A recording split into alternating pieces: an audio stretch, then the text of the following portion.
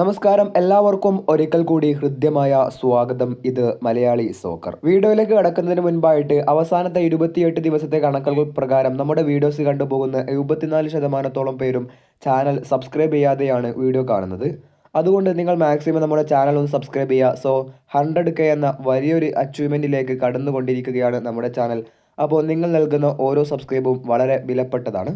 So please subscribe. So ഈ വരുന്ന 31-ാം തീയതി ഇന്ത്യൻ സൂപ്പർ ലീഗിൽ മത്സരങ്ങൾ വീണ്ടും പുനരാരംഭിക്കുകയാണ്. സോ അന്നേ ദിവസം ബ്ലാസ്റ്റേഴ്സിന് മത്സരങ്ങളില്ല. പക്ഷേ ഫെബ്രുവരി 2-ാം തീയതി വെള്ളിയാഴ്ച 7:30 കേരള ബ്ലാസ്റ്റേഴ്സിന് മത്സരമുണ്ട്. ഒഡീഷ FC-ക്കെതിരെയാണ് മത്സരം.